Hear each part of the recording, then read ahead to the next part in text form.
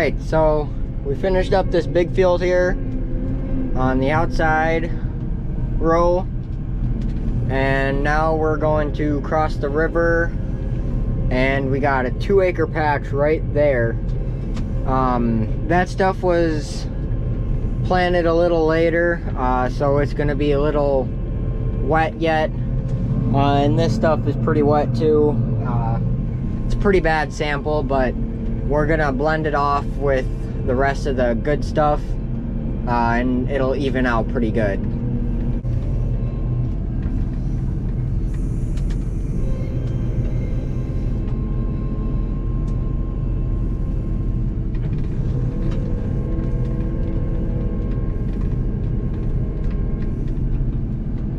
Alright, so this is the 2-acre patch here. You can see some yellow edges, and then there's some yellow right up there. But overall, the field actually isn't too bad, so we'll just see what happens.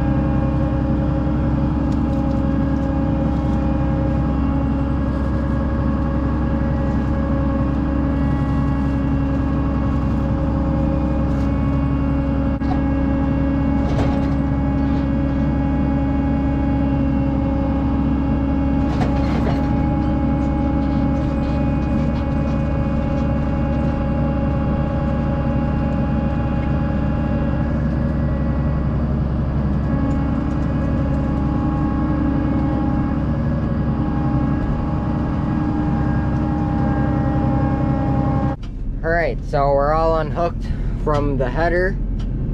I'm just gonna fill up because about a 1/4 tank, and since we're moving over to the main farm, and there's no gas tanks at the main farm, so that's the main reason. So all the soybeans are now done at the second farm, this place, and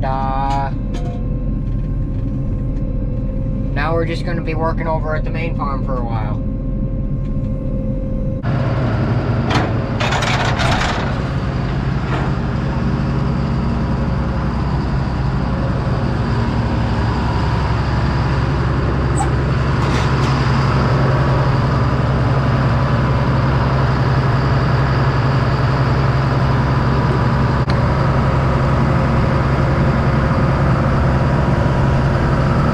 So right now the grain cart is full, and we have 3 wagons full. So we got 2 left to take up to the main farm and at least start opening up the fields.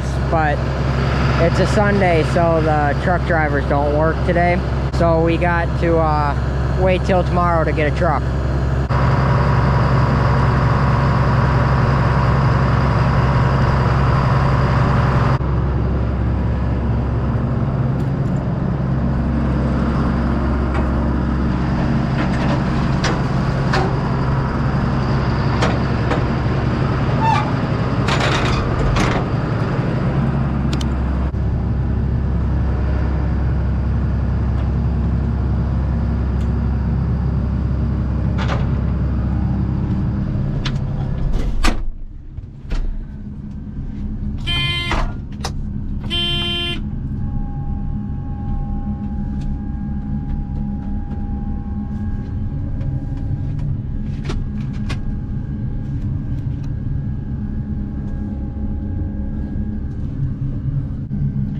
Alright guys, so I guess I will see you at the main farm.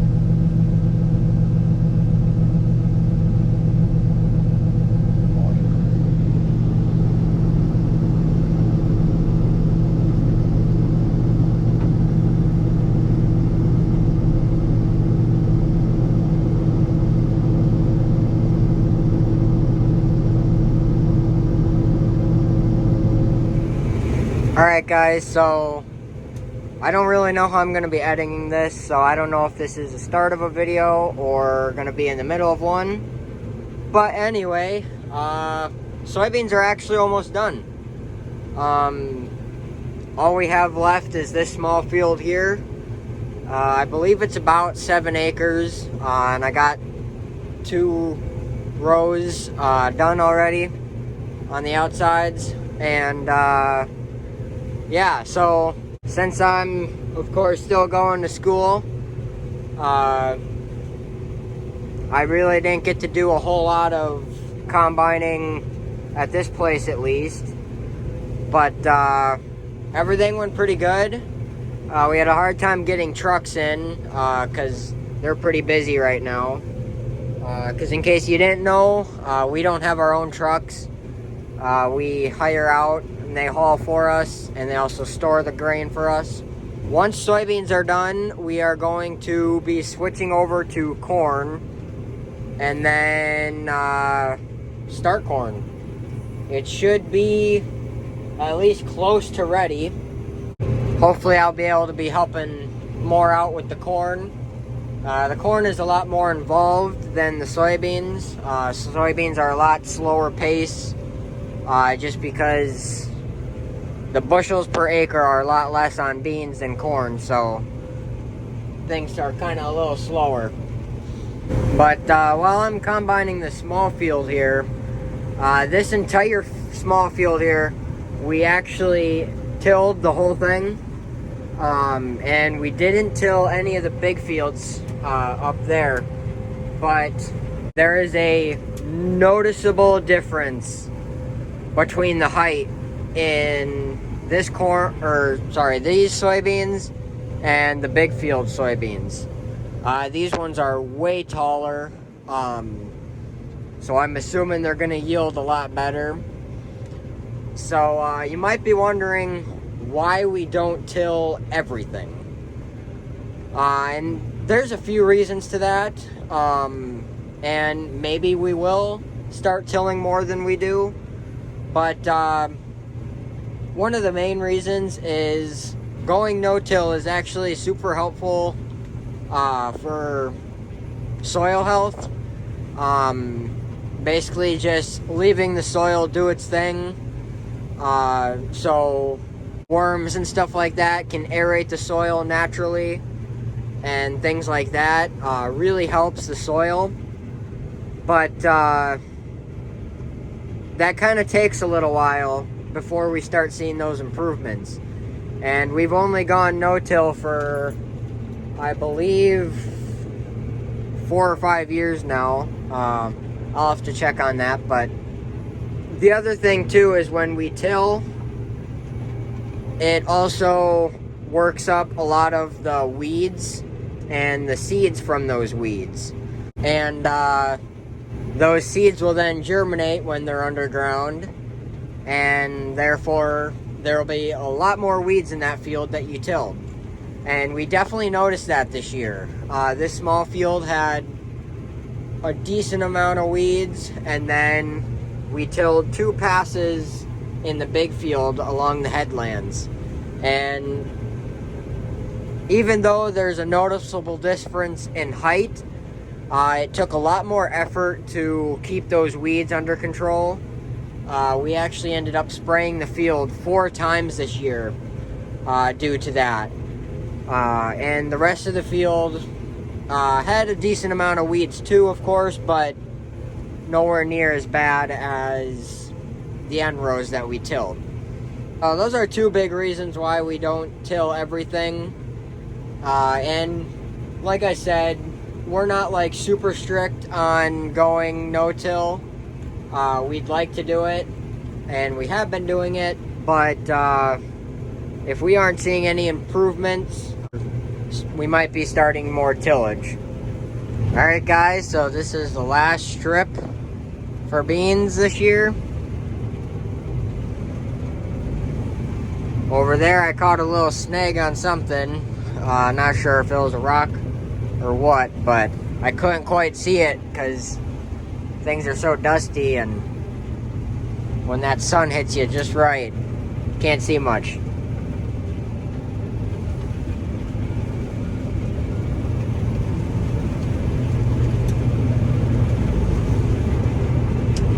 That's it. And that's it. Just like that, we're done. So now I'll head back. I'll empty into the grain cart, and we do have, I believe, 4 wagons full. Maybe it's just 3, and then we're gonna have a grain cart full. So we're gonna have to get probably 2 trucks to get rid of all our beans. It was a pretty successful soybean harvest this year. You can see what I'm talking about with the sun too. Need to wash the windows. Alright guys, so it's actually the next day here, and we had another truck come this morning, and I was at school again, unfortunately, but the grain cart's now empty. Those 3 wagons over there are empty, so we're expecting a lot of rain this coming few days. So that wagon over there and that wagon there have beans in them, so we're gonna back them into the shed, and we'll probably put away the 2510 too. But we're also gonna back the combine into the shed after we unhook the header. And we got the dealership coming up tomorrow to look at that voltage problem. We're assuming it's the generator or something like that on the combine, and we're worried that that might be heating up when it's running, and that could cause a fire. So we definitely want to get that fixed sooner than later.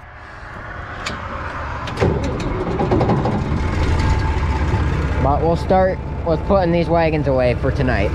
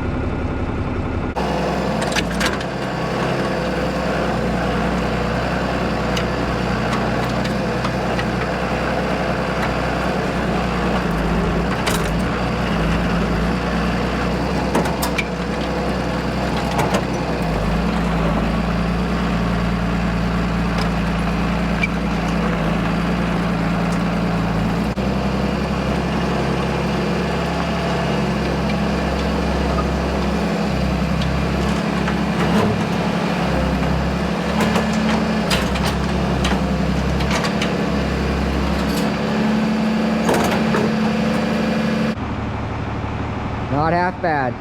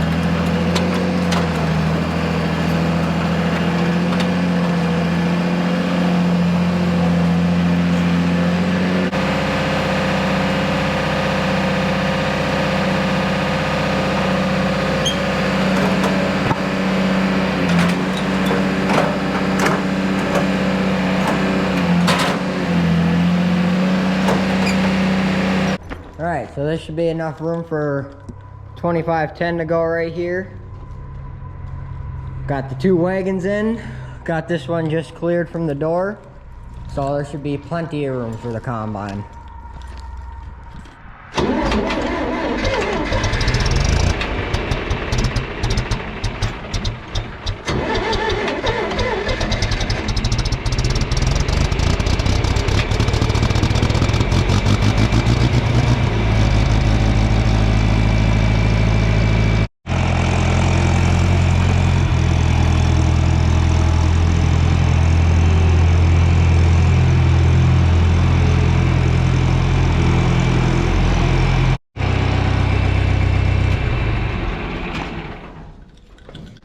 Just about perfect.